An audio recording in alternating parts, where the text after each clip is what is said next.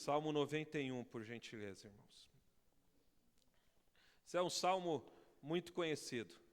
Sempre quando eu vou abordar um pouco a respeito desse salmo, eu sempre lembro que tem irmãos que acham que, de alguma maneira, o Salmo 91 tem um poder místico, porque eles abrem a Bíblia no Salmo 91 e deixam a Bíblia aberta na sala, como se isso fosse trazer alguma proteção ou alguma questão. Se isso não for para decoração, não serve mais para nada se a gente não ler o Salmo e se nós não aplicarmos o Salmo nas nossas vidas.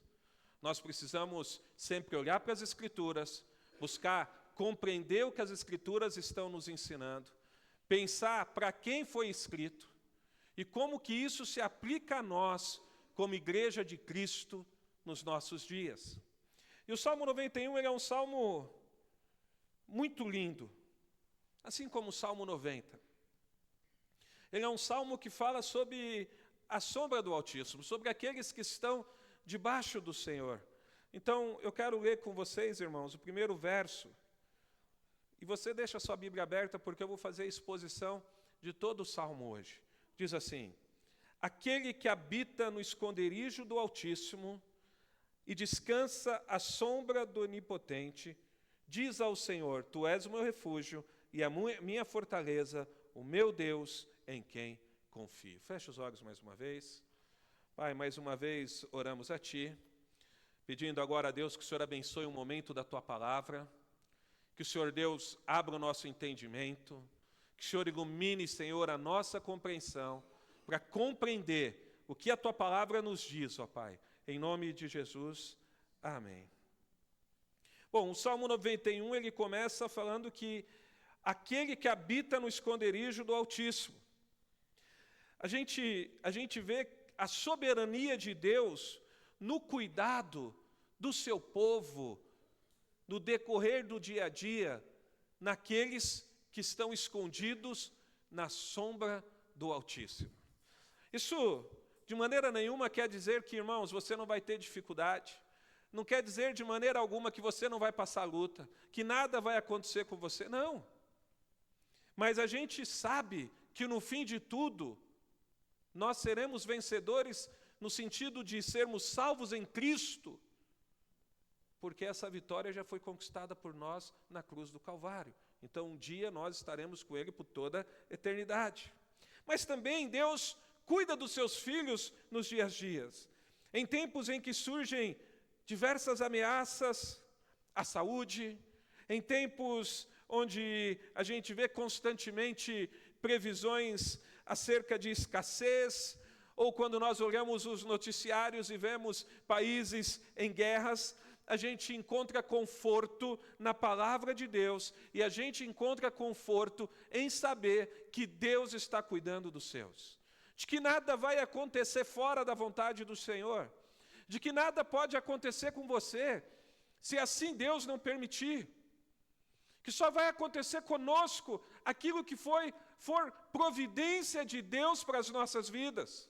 Isso envolve, claro, o sofrimento, isso envolve a disciplina, isso envolve adversidades, isso envolve uma série de coisas que têm relação com servir a Deus e Ele saber o que precisamos passar para amadurecermos como cristãos.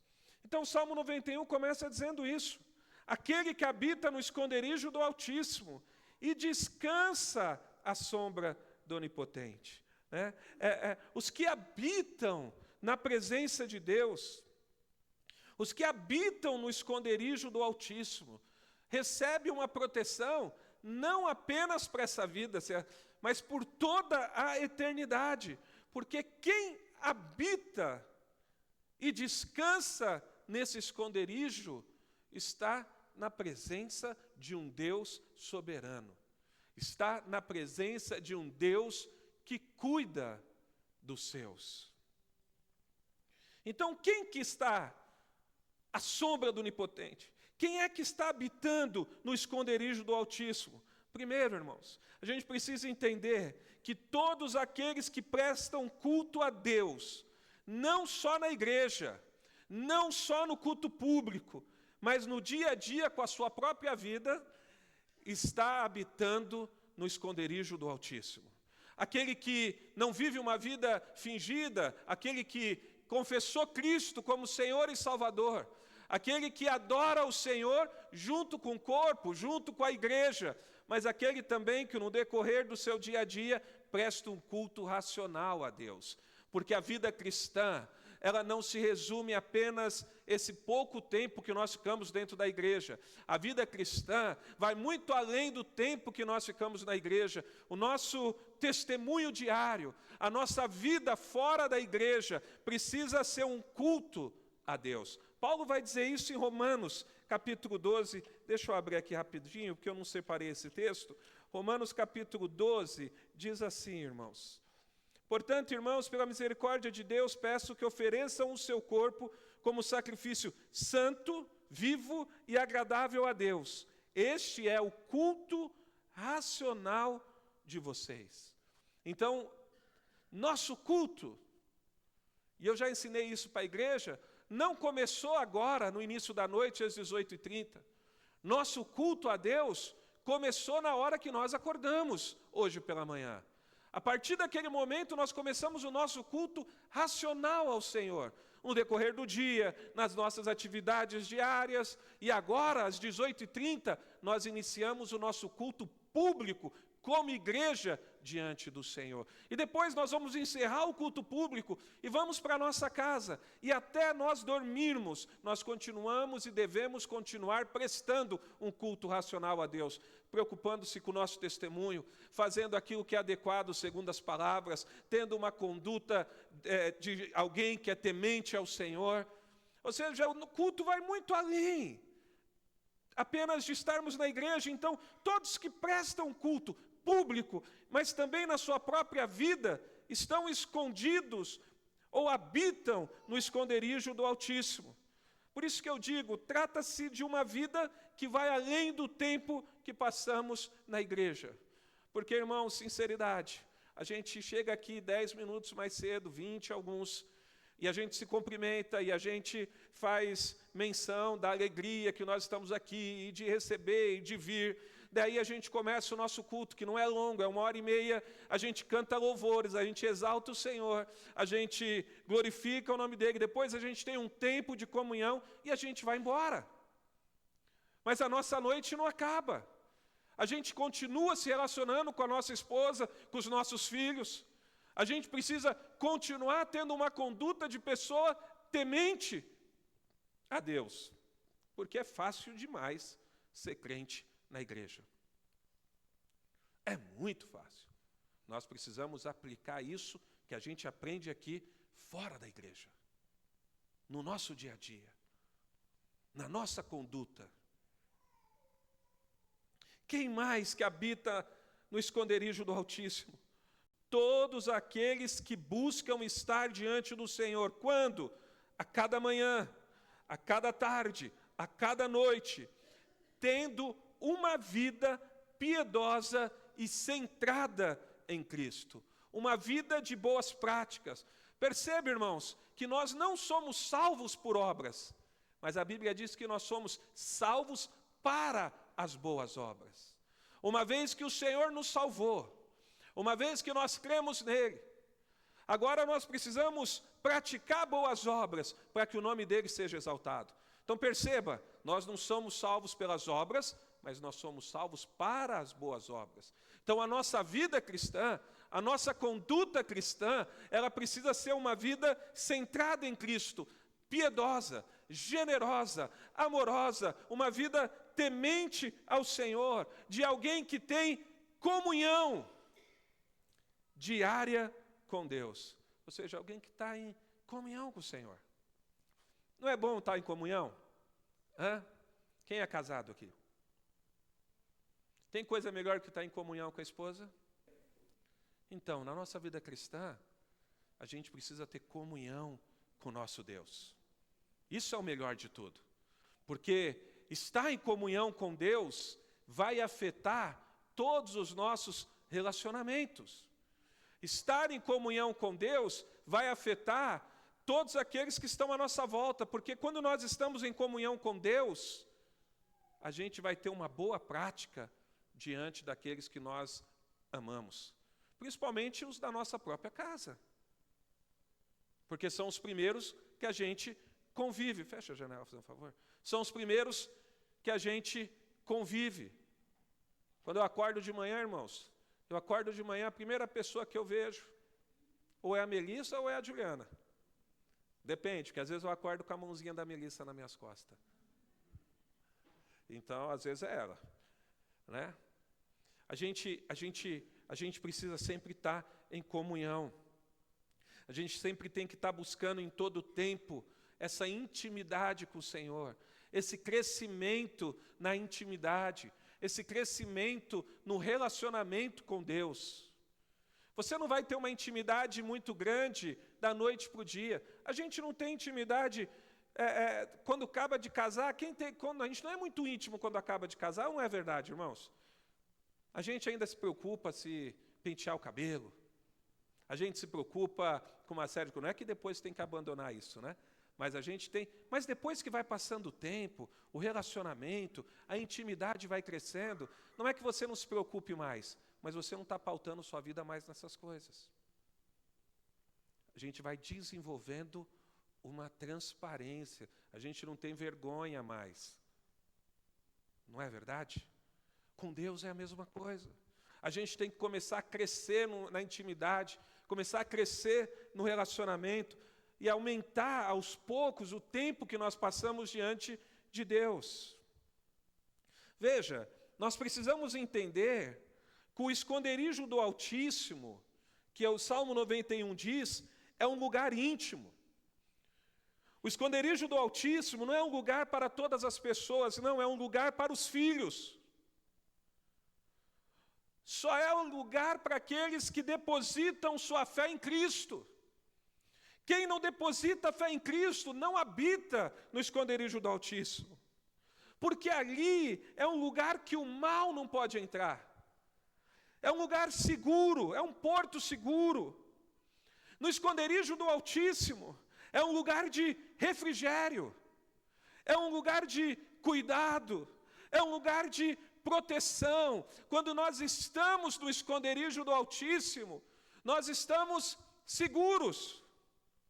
Veja o que diz o versículo 2: Tu és o meu refúgio e a minha fortaleza, o meu Deus em quem confio. Ele é o nosso refúgio, Ele é a nossa fortaleza. No sentido de uma fortaleza que é impossível ser tomada à força.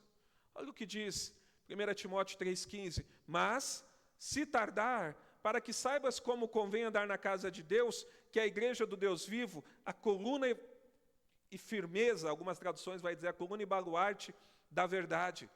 Ou seja, a igreja proclama a palavra de Deus é o lugar seguro para aqueles que estão em Cristo Jesus. Veja, descansar em Deus deve ser algo inerente aos servos de Deus. Por isso que em Deus nós encontramos segurança. Preste atenção no que eu vou dizer. Dentro dos limites da palavra do Senhor, a gente encontra segurança. Quem criou já um filho, ou cuidou de uma criança, ou você mesmo como filho, todas as vezes que as nossas mães, os nossos pais, nos orientávamos acerca de um limite, e a gente permanecia nesse limite, a gente estava numa zona de conforto, segurança, proteção. Mas sempre quando a gente resolvia se aventurar depois desse limite traçado pelos nossos pais, a gente se colocava numa situação de risco. Então, eu me lembro que eu gostava de ficar escorregando de meia pela casa. Alguém já teve essa mania? E minha mãe falava: filho, não escorrega, não anda de meia, você vai escorregar. Não anda de meia, você vai escorregar. E eu corria, escorregava, ultrapassando o limite da segurança. O que aconteceu? Escorreguei. Bati aqui o queixo na quina da cama, furou minha pele aqui, muito sangue. E eu era pequeno, não lembro de mais nada. Eu lembro da minha mãe falando para não escorregar, e eu lembro de eu sendo levado para o hospital às pressas. A gente precisa atribuir isso à palavra de Deus para nós. A palavra de Deus são limites de segurança. Quando a gente transgride esse limite estabelecido pela palavra, nós nos colocamos em risco. Quando nós fazemos algo que a Bíblia diz que nós não devemos fazer, nós estamos nos colocando em risco. Quando a gente faz algo que a Bíblia condena, a Bíblia mostra que é pecado, e mesmo assim a gente resolve fazer, nós estamos transgredindo, estamos nos colocando numa condição de risco. Então a nossa vida, ela deve ser uma vida dentro dos limites da palavra. E aí sim, a gente vai habitar no esconderijo do Altíssimo. Ali, ele vai ser o nosso consolo. Ali, ele vai ser o nosso descanso. Ali, ele vai ser a nossa proteção. Nele, e por meio dele, nós vamos estar em uma verdadeira segurança. E aí eu gosto desse versículo que está no Salmo 23:4, que diz assim: ainda que eu ande pelo vale da sombra da morte, não temerei mal algum, porque tu estás comigo. A tua vara e o teu cajado me consolam. Então, mesmo no momento de maior luta para nós, mesmo no vale da sombra da morte, nós não estaremos sozinhos. Por isso, o nosso abrigo, o nosso refúgio deve ser o Senhor. Agora olha o versículo 3 ao 5, por favor, irmãos. Pois ele livrará você do laço do passarinheiro e da peste perniciosa. Ele cobrirá com as suas penas, e sob suas asas você estará seguro. A sua verdade é proteção e escudo. Você não terá medo do terror noturno, nem da flecha que voa de dia. O que ele está querendo dizer? Que Deus é quem livra-nos de todo mal. E aqui a expressão, livrará do laço do passarinheiro, irmãos, isso é uma metáfora, que está mostrando que todo mal que possa ser feito contra nós, Deus vai trazer ou vai dar livramento. Eu já vou explicar isso, irmãos. Espera. Faz referência também ao versículo 6, que fala de doenças, pragas e epidemias, né? Veja, o que a Bíblia está nos mostrando é que Cristo é quem nos livra das ciladas invisíveis e das pragas mortais. Agora, a gente muitas vezes aplica isso só no cotidiano dessa vida. Mas o sol nasce para o justo e para o ímpio. A chuva vem para o justo e vem para o ímpio. A doença também. E muitas vezes nós ficamos enfermos e muitas vezes, por meio de uma doença, o Senhor toma o seu povo para si. A gente teve o velório aqui na quinta-feira da irmã Isabel. 5 anos que ela teve um AVC. 5 anos sem andar. E nos últimos meses, ou no último mês, fazendo fisioterapia, ficando mais tempo sentada, nós achamos que ela ia vir até na igreja. Contávamos com isso. Mas aprove a Deus recolher. E sabe qual é a certeza que eu tenho, irmãos, nesse momento? É que a irmã Isabel está com o Senhor Jesus, não mais presa numa cadeira de rodas e nem presa numa cama, mas andando. Porque a Bíblia diz que nenhuma peste, nada, ainda que a gente seja abatido nessa vida, na nossa vida eterna, nós vamos ser livres de toda peste, de toda praga. A nossa irmã, que faleceu de Covid, como que é o nome dela mesmo? Alvina, também o Covid abateu a carne dela, a vida física, mas ela está com o Senhor, saudável, porque Ele tomou sobre si todas as nossas enfermidades. A gente precisa entender que a nossa vida vai além dessa vida terrena.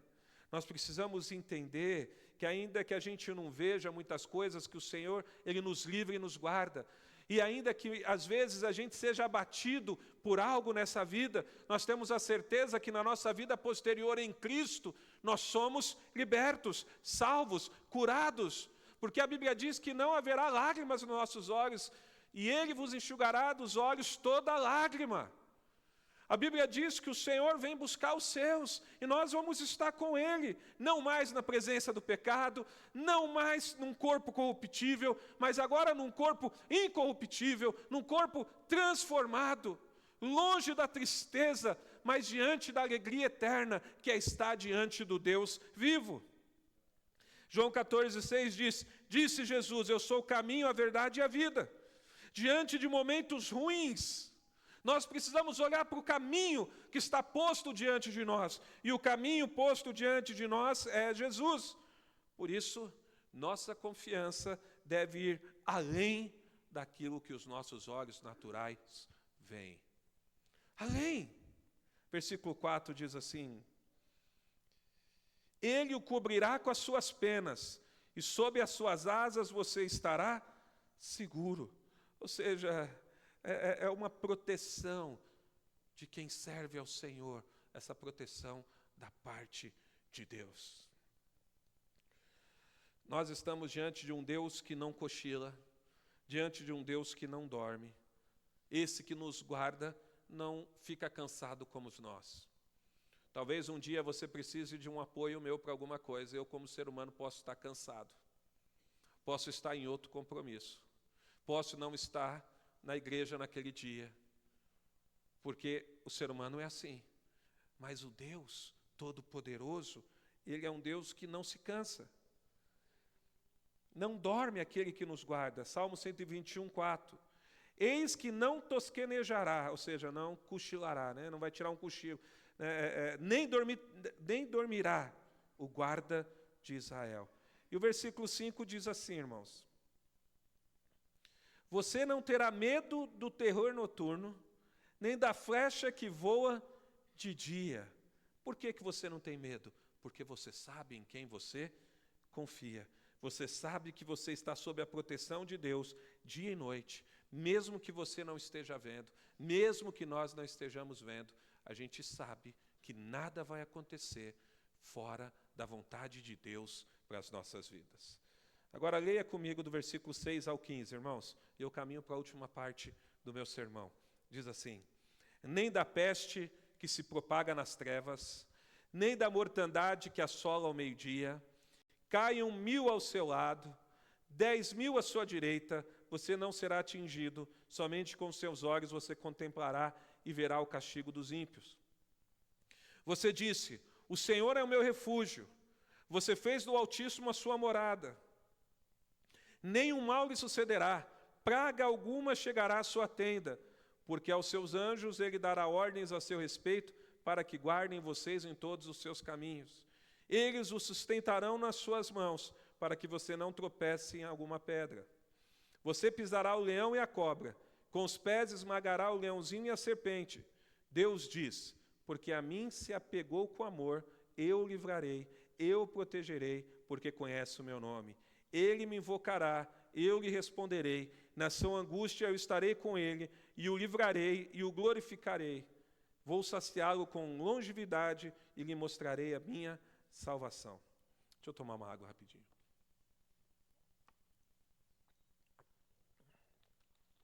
Veja que os perigos da nossa jornada estão diante de um Deus que nos guarda. Isso é uma promessa de Deus para nós. Isso se encontra na palavra do Senhor. É uma promessa de cuidado. E como é bom saber que nós estamos sob o cuidado de Deus. Quem que gosta de se sentir cuidado aí? Hã? Tem gente que não gosta, mas a gente gosta. É bom se sentir cuidado. É bom se sentir protegido. É bom saber que tem alguém cuidando de nós, não é? Quando o filho está com medo, para onde que ele corre? Para os pais. Ou para o pai, ou para a mãe. Ele vai correr, pedir socorro, porque ele sabe que ali ele encontra cuidado. E nós somos assim também. A gente não precisa temer os perigos da nossa jornada. A gente, diante do medo, o perfeito amor lança fora todo medo. Nós vamos correr na direção do nosso Senhor.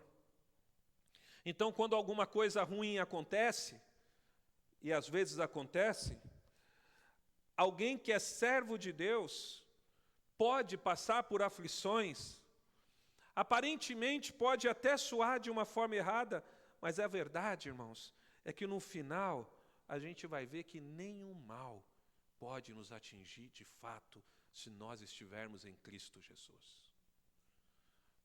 Ainda que a gente seja abatido fisicamente por uma doença, ainda que aconteça algo que foge da nossa compreensão e a gente não é capaz de mensurar essa dor, a gente precisa entender que se nós tivermos a nossa vida em Cristo, nós nunca seremos atingidos para sempre.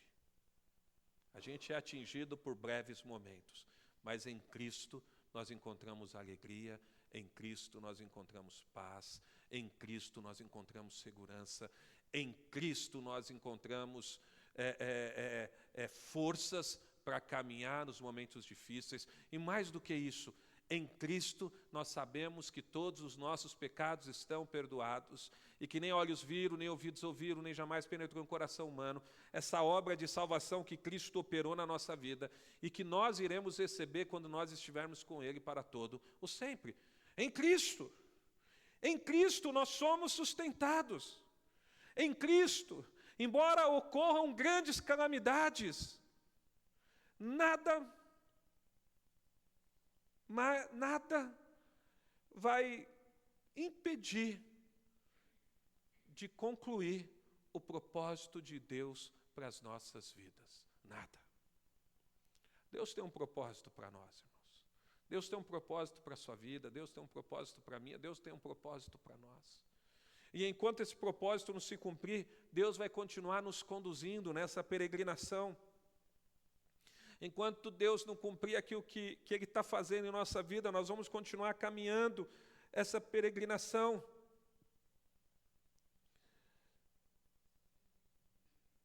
Mas ela tem um fim, e quando o fim chegar, nós estaremos com o Senhor.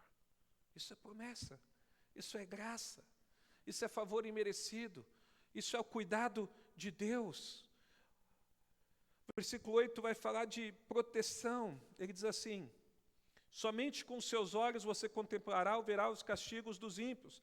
Tamanha é a proteção de Deus sobre o seu povo, que por vezes ficamos como espectadores diante dos fatos que nos cercam, e diante do sofrimento do ímpio, e também no juízo, quando Deus manifestar o seu juízo sobre todo aquele que não crê. Nós que estamos com Cristo, nós vamos contemplar com os nossos olhos.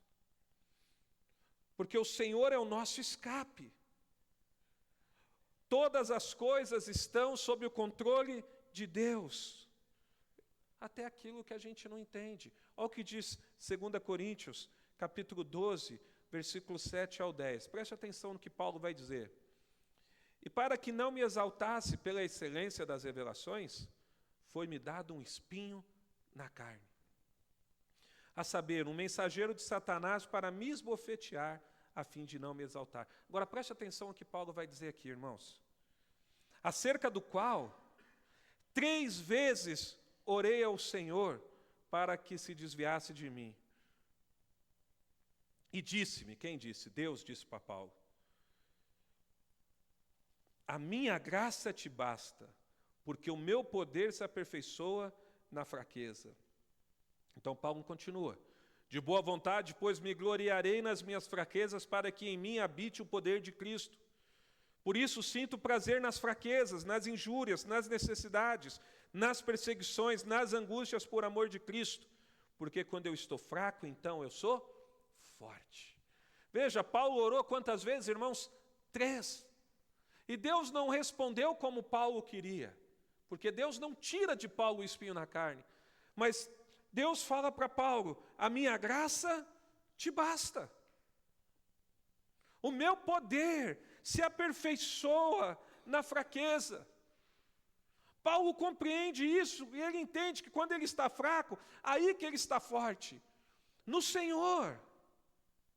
Então, olhando sobre a perspectiva do cristianismo, e não a perspectiva do mundo que quer que tudo sempre esteja bem, mas na perspectiva do cristianismo, todas as dificuldades que possamos enfrentar são bênçãos ocultas do Senhor, para que a gente amadureça, para que a gente cresça como cristão, para que a gente, de fato, entenda que a nossa dependência deve ser dEle, e para que a gente entenda que somos limitados, mas mesmo diante da limitação, quando nós estamos com o Senhor, a nossa fraqueza se transforma em força, porque é o Senhor que nos sustenta. Meu Deus. Dificuldades, irmãos, que muitas vezes vêm, que geram em nós crescimento, que geram em nós amadurecimento, que nos ensina a confiar no Senhor, é Deus trabalhando em nossas vidas. Às vezes a gente fala para um filho, não faz isso, não faz isso, aí você deixa o filho fazer. Por que você deixa? Para ele ver que está errado, e aí corrigir, e aí doutrinar, e aí ensinar. E Deus, Ele trabalha em nós, Ele está nos amadurecendo, as provações, elas vêm para que a gente possa crescer, para a gente ser mais maduro, para a gente aprender a lidar com dificuldades. Se você é uma mãe ou um pai que encapota o filho toda vez que sai de casa, que se tiver um ventinho mais forte não põe a criança na janela, que touca, meia, calça, blusa, quando a criança pegar uma friagem, irmãos, o que vai acontecer?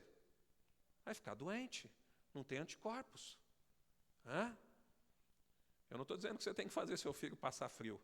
Eu estou dizendo que você não pode ir além. Às vezes você vai vestir adequadamente, mas a gente vai estar na rua, vai tomar uma friagem. E ela vai criando anticorpos. Irmãos, infelizmente, você sabe por que a criança toma vacina? Tem uma vacina que ela toma antes dela começar a engatinhar. Por quê? Porque quando começa a engatinhar, irmãos, come sujeira, come poeira, come papel. A hora que você vê o papel já está na metade, às vezes. Isso não é displicência. É que a criança é rápida. Ela vai se desenvolvendo, mas o corpo dela está com anticorpos. O Senhor trabalha em nossas vidas, para que a gente amadureça, para que a gente se qualifique como um cristão diante do Senhor. Versículo 13 diz assim: você pisará o leão e a cobra, com os pés esmagará o leãozinho e a serpente. Antes, porém, irmãos, no versículo 11 e 12, isso aqui, Satanás quis distorcer essa palavra aqui. Olha o versículo 11 e 12. Porque aos seus anjos ele dará ordens a seus respeitos para que guardem você em todos os seus caminhos. Eles sustentarão nas mãos para que você não tropece em alguma pedra. Quando que Satanás usou essa palavra, irmãos? Na tentação. Depois você lê lá Mateus 4. O diabo, ele tira algumas vírgulas, ele põe o versículo pela metade, tira do contexto. Eu falei hoje pela manhã na escola bíblica dominical, a gente não precisa de um copo de veneno, a gente precisa de algumas gotas de veneno. Por isso que a gente tem que tomar cuidado.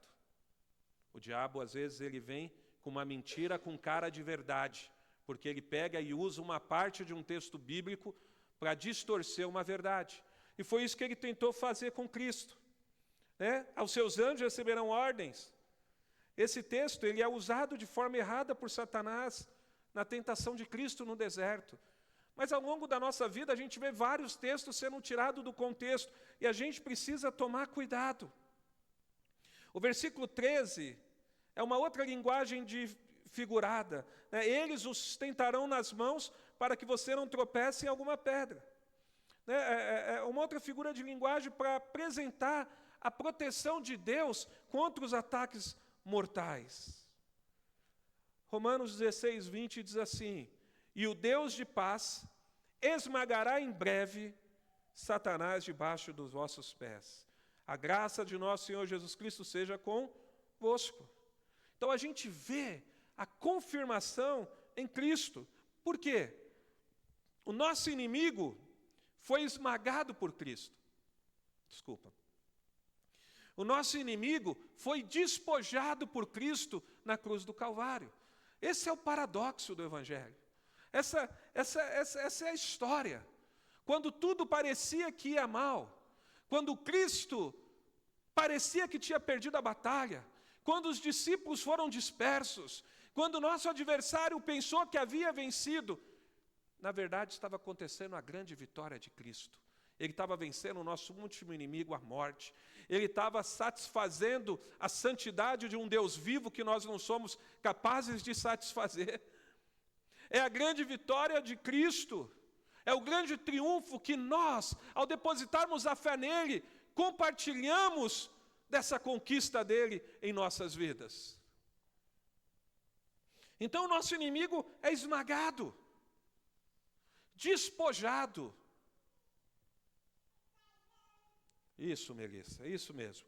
Versículo 14 e 15, irmãos, diz assim: Deus diz, porque a mim se apegou com amor, eu o livrarei e eu o protegerei, porque conhece o meu nome. Ele me invocará e eu responderei. Na sua angústia eu estarei com ele. Eu o livrarei e glorificarei. Está vendo? Na sua angústia. Irmãos, a gente passa por angústias. Muitas angústias. O próprio Deus está falando e apresentando a bênção para todos aqueles que amam, porque mesmo nos momentos mais difíceis, Ele está conosco, Ele vai nos livrar. Versículo 16, né? Vou saciá-lo com longevidade e lhe mostrarei a minha salvação. Então, o próprio Deus apresentando o seu amor, a sua verdade, o seu cuidado. Porque a mim se apegou com amor. Amor aqui, irmãos, faz referência a um profundo anseio por Deus, a um profundo desejo pelo nosso Senhor. Já teve desejo de alguma coisa? Sim ou não? Se não teve, misericórdia. Todo mundo tem, né? Quem está com fome aí? A Maria está com fome. Quando a gente está com fome, o que a gente deseja? Comida. Quem gosta de doce, César? Deseja um doce, né? Hoje eu comi uma banoffee, irmãos. Olha, muito boa. Doce. Sobremesa. A gente deseja. Esse amor que a Bíblia está dizendo é de um profundo desejo por Deus. Um profundo desejo pelo Senhor. Um querer estar na presença dEle. Um desejo profundo por Ele, de conhecer, de estar diante do Senhor. Nós, irmãos, quando estamos à sombra, no esconderijo do Altíssimo, ainda que venham momentos difíceis de angústia, é no Senhor que nós encontramos segurança, paz e respaldo para continuar a nossa caminhada. Ainda que a situação seja desagradável, ainda que alguns conflitos possam persistir, confie em Deus. Seja confiante em Deus. Seja constante na sua vida espiritual. Seja constante no tempo dEle. Ele vai agir na sua vida e Ele vai te dar livramento. E eu chamo aqui de duplo livramento. Livramento na vida e na morte. Livramento na angústia e da angústia. Você só precisa confiar e crer. Olha o que alguém diz. Sobe aqui, Tiago. Olha o que alguém disse o seguinte: as perdas nos fazem ricos. As enfermidades nos tornam saudáveis. O desprezo das pessoas nos fazem experimentar ainda mais a graça de Deus. A morte nada mais é do que a entrada para a vida eterna, para aqueles que estão na sombra do esconderijo do Altíssimo. Viu como é o contrário do mundo? As perdas nos fazem ricos, as enfermidades nos tornam saudáveis, o desprezo das pessoas nos faz experimentar ainda mais a graça de Deus. A morte nada mais é do que a entrada para a vida eterna, para aqueles que estão na sombra do esconderijo do Altíssimo.